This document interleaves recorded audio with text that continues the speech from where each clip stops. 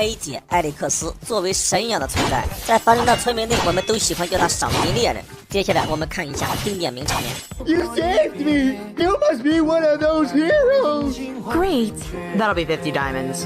其实呢 ，A 姐总是打着赏金猎人的称号去帮助这些弱小的玩家，所以 A 姐是个大好人。我这么说，应该没有人反对吧？好，我刚才说了这么多啊，兄弟们，只为一件事儿。上期视频我忽略了这个重要的环节，你们看，我手中这把铲屎者还没有附魔，这是我在野外遇到了村民之后，然后 A 姐过来帮忙。当时呢，就是这么个情况啊，其实战斗已经结束了。然而，当我整理完背包以后呢，我就发现 A 姐身边好像有点不太对劲儿。左边显示援军到了，剩这几个虾兵蟹将，我本来是不想出手，谁曾想一个男村旗啊，直接把梦影珍珠丢到我的脸上。这时候我和 A 姐还有村旗呢，就形成了一个相当尴尬的局面。再然后呢，可能是我操作失误，不小心一剑砍在 A 姐的身上。那这个时候 A 姐就不愿意了呀，趁我不备砍我2剑。既然这样的话，我也不必藏着掖着了，兄弟们。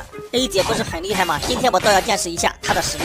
这一波呢，也可以清楚的感受到我这把铲屎者的攻速是多么的快。A 姐如果不靠梦影珍珠的话，几乎是逃不掉的。可是她即便是扔了梦影珍珠，她也是逃不掉的。现在的她只能防守，毫无进攻可言。我还是那句话，进攻才是最好的防守。就这样，我挑战 A 姐 ，A 姐几乎是在毫无还手之力的情况下被我拿下。死之后呢，还蹦出俩字儿：可恶！刚才那一段呢，我主要是想证明一下，现在 A 姐呢都不是我的对手了。更何况现在来说的话，我这把铲屎者还附魔了。OK， 那么现在呢，我们紧接上期视频，击败了影分身和连影之后呢，我继续探索，在这里又遇到了连影和分身，都是手下败将了，再纠缠也没啥意思了。于是乎，我一条小指令传到我的2号村民基地。为啥来这里呢？主要是这里有一个铁傀儡，这个铁傀儡呢是干啥的我也不知道，不过呢看上去很像是芥末召唤的铁傀儡。刚好呢，昨天也有粉丝评论让我挑战一下芥末。你个狗！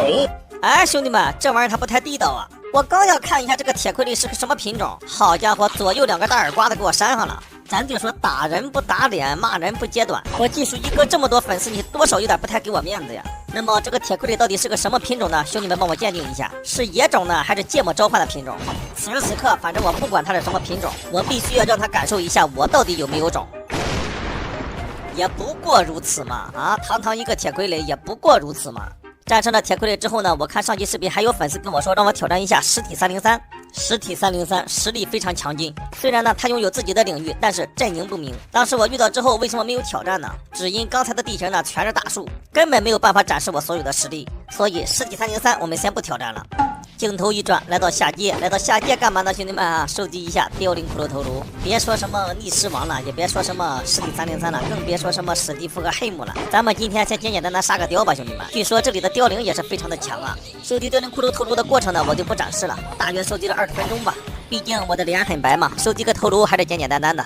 可是我们既然要杀雕的话，拿一把近战武器肯定不行。还记得这把耐久为3072的弓吗？我准备给这把弓来简单附个魔，属性呢也不要求的太高，当然了，最好得有个力量吧。怎么说，兄弟们啊，后皇一颗实锤的。虽然咱们这把弓只附魔了一个力量4，但是足够了啊。现在我宣布上楼睡一觉，明天一早开始杀雕。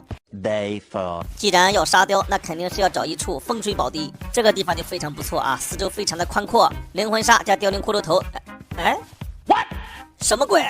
凡村的凋零召唤换了方式了吗？我这样摆的话应该是没有错吧？事实证明确实没有错，只不过我们需要再摆一遍，这应该也算是一个小 bug。